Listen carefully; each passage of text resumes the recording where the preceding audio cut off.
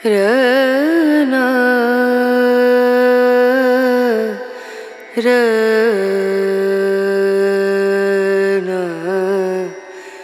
रनु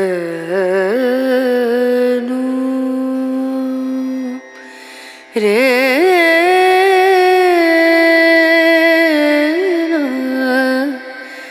रे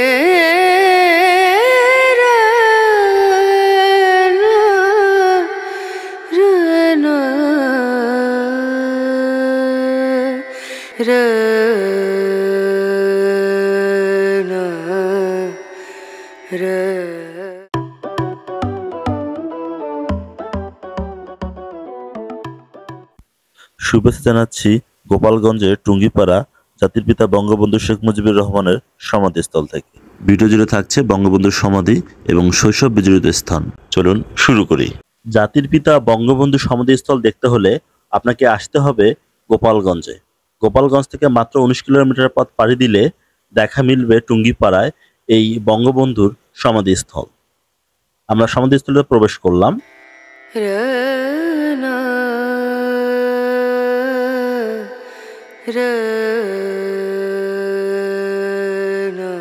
এই সমাধিস্থলে প্রবেশ করলেই এর ডান পাশে দেখা মেলে জাদুঘর এবং পাঠাগার।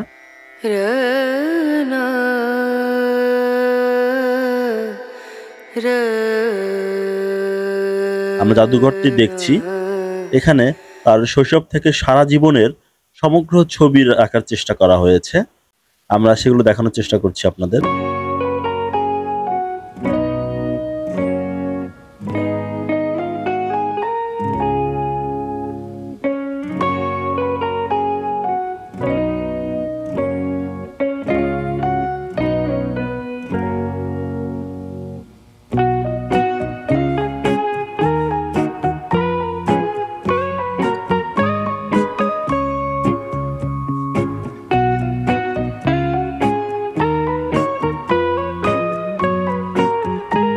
আপনারা যে কফিনটি এখন দেখছেন সেটি জাতির পিতা বঙ্গবন্ধু শেখ মুজিবুর রহমানের, এবং এটি এই টুঙ্গিপাড়ায় আনা হয় 1975 সালে 16ই আগস্ট, এবং এটি এখানে যুক্ত করা হয় 2001 সালে।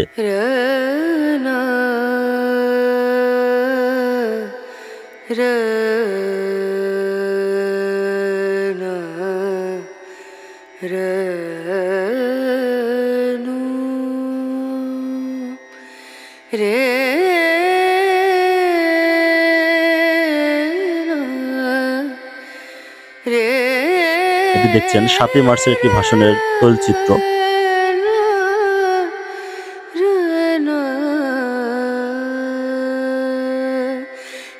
नजरिया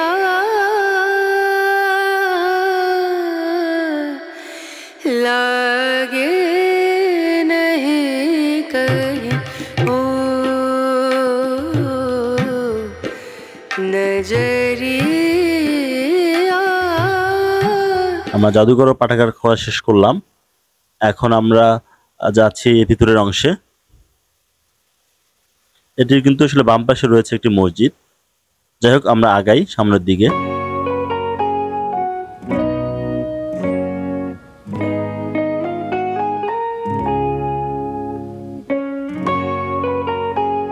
বেশ চমৎকার এবং দারুণ সুসজ্জিত এই সমাধিস্থানটি।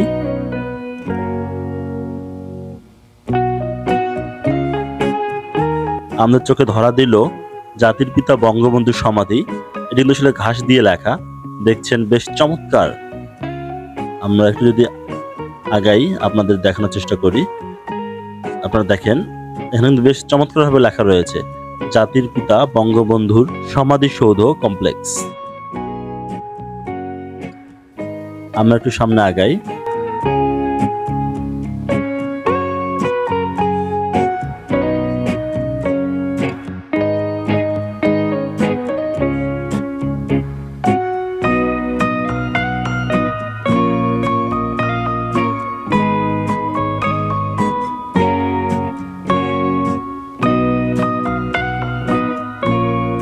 দুই সারিতে দেখছেন বেশ চমৎকার চমৎকার গাছ, যেগুলো নাম লেখা রয়েছে গাছের সাথেই।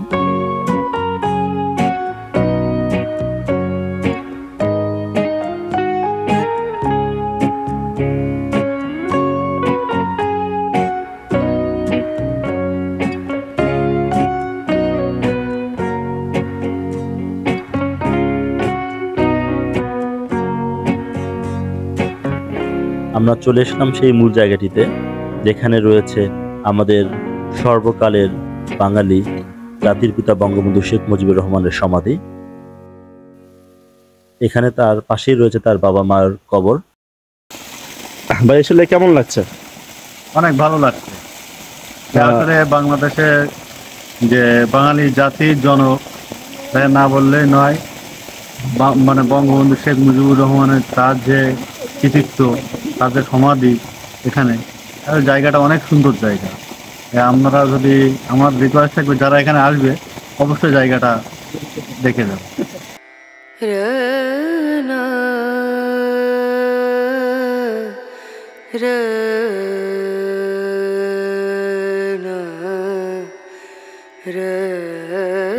বঙ্গবন্ধুর এই সমাধি দেখতে প্রতিদিন দেশ বিদেশ থেকে ভিড় জমায় প্রায় হাজার হাজার মানুষ।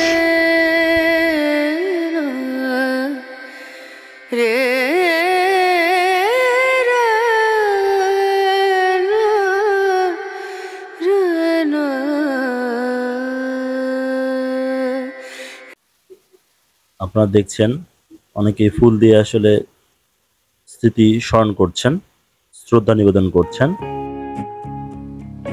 পাশে একটি ঘর রয়েছে যেটির মধ্যে আসলে এগুলো সংরক্ষণ করা রয়েছে। আমরা আসলে সেগুলো আপনাদের দেখানোর চেষ্টা করছি।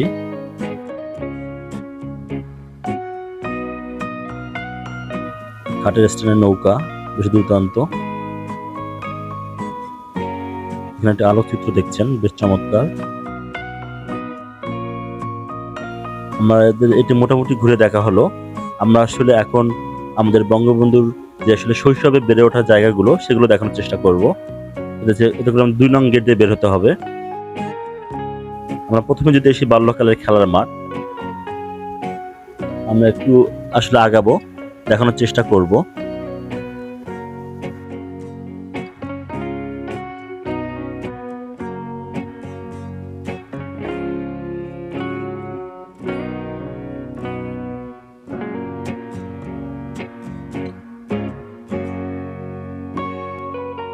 খেলার মাঠটি এখন আর সেভাবে নেই।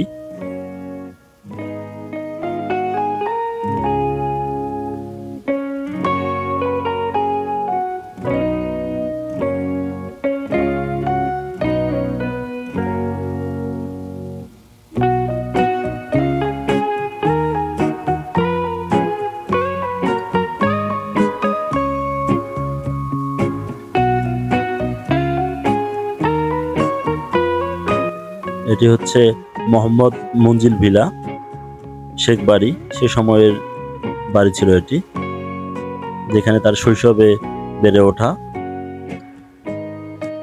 যাক, আমরা এখন দেখাচ্ছি আসলে ছোট তালাব, মানে ছোট একটা পুকুর ছিল এটাই সে সময় থেকেই। এই পুকুরেও আসলে আসা হতো এবং গোসল করা হতো বঙ্গবন্ধুর।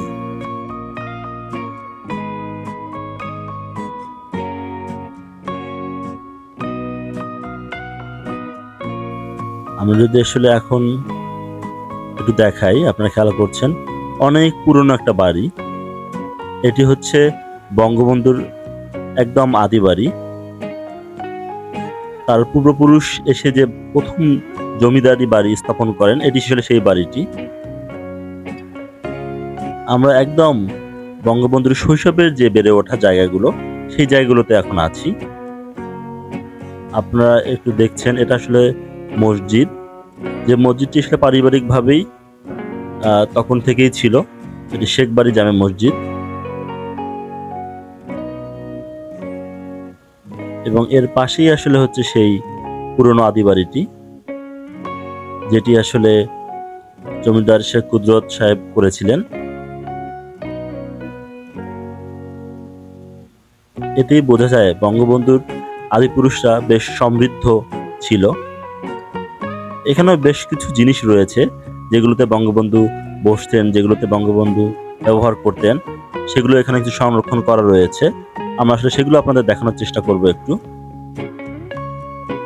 আপনারা দেখছেন বেশ পুরনো কি জিনিস রয়েছে এখানে, সেগুলো বেশ চমৎকারভাবে সংরক্ষণ করা হয়েছে যাতে টুরিস্টরা খুব সুন্দরভাবে এগুলো দেখতে পারে এবং বুঝতে পারে।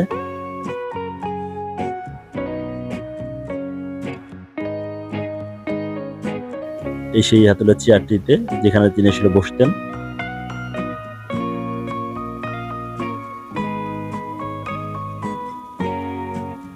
আপনি দেখছেন বিল্ডিং গুলো আসলে দেওয়ালটা খসে খসে গেছে। এই কাঠের চেয়ারটি রয়েছে যেখানে আসলে বসে বিশ্রাম করতেন অনেক সময়।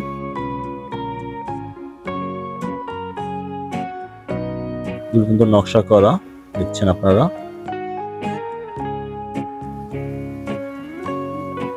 দরজাটা দেখছেন চমৎকার নকশা করা, কিন্তু জানলাগুলো অসাধারণ সবকিছু। দেখছেন দেয়ালের অনেক অংশ খসে পড়ে গেছে। অনেক পুরানা একটা বাড়ি।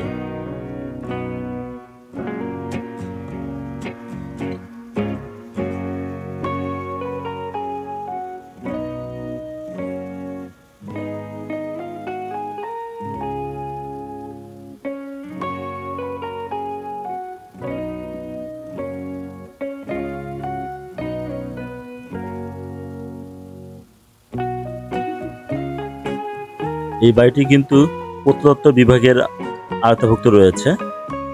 আপনারা একটা নোটিশ দেখছেন।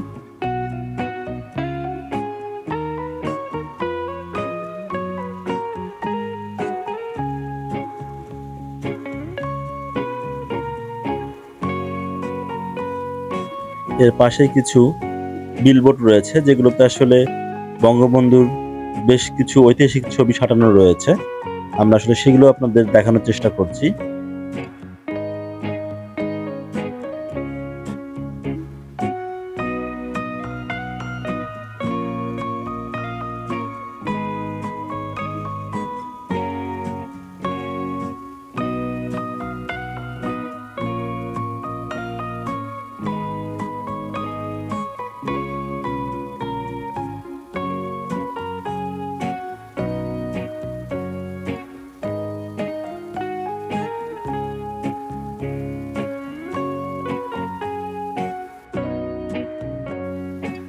যাই হোক, মোটামুটি আমরা এই অংশটা ঘুরে দেখলাম।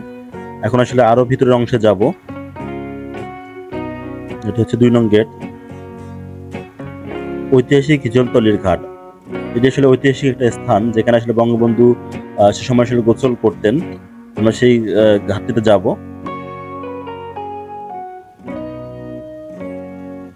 এখানে আসলে আমি যদি ডান পাশে একটু দেখি, এখানে আসলে আদি কবর এটি আপনি দেখছেন।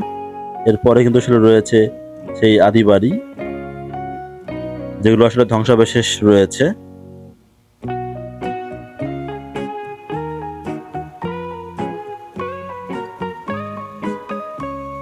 এর ভিতরের যে বাড়িটি রয়েছে, ঘরটি এই ঘরে কিন্তু আসলে 1971 সালে পাক বাহিনীর আগুন ধরিয়ে দেয়।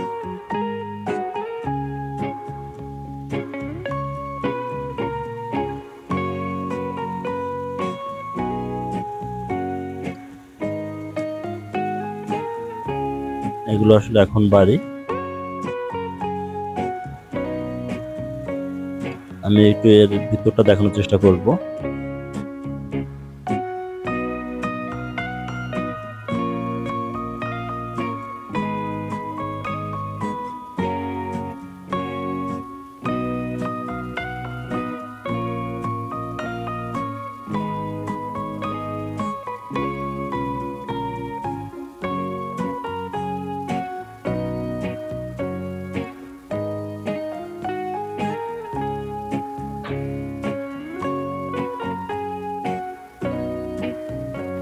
তো এই মোটামুটি ছিল আসলে বঙ্গবন্ধুর আদি বাড়ি।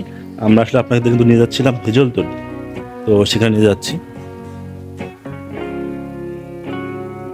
আমরা আসলে ফাইনালি সেই জায়গাটায় আসলাম, সেই ঐতিহাসিক হিজলতলি ঘাট। আপনারা যদি একটু দেখেন বোর্ডটিতে রয়েছে সেই হিজলতলা। এই সেই হিজলের গাছ, যে গাছটিকে আসলে কেন্দ্র করে এত ইতিহাস, এত ঐতিহ্য। সেই গাছটিতে করে কিন্তু বঙ্গবন্ধু উঠে লাফ মারতো এই পানিতে, গোসল করতো তিনি এই ঘাটের মধ্যেই।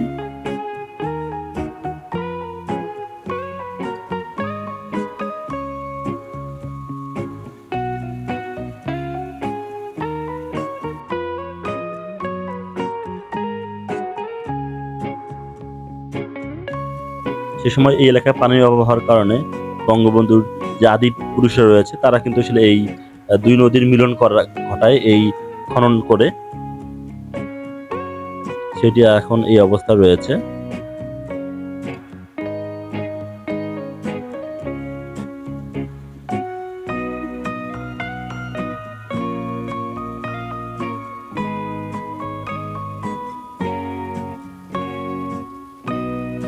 এই মোটামুটি যতটুকু জানি আপনাদের জানানোর চেষ্টা করেছি বঙ্গবন্ধু শেখ মুজিবুর রহমানের এই সমাধিস্থল থেকে।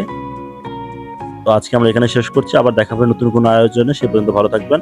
আপনি আমাদের চ্যানেল নতুন বন্ধু হয়ে থাকলে অবশ্যই আমাদের চ্যানেল সাবস্ক্রাইব করবেন এবং ফেসবুক থেকে দেখলে অবশ্যই ফলো দিতে হবেন। আজকে এখানে শেষ করছি। আল্লাহ হাফেজ।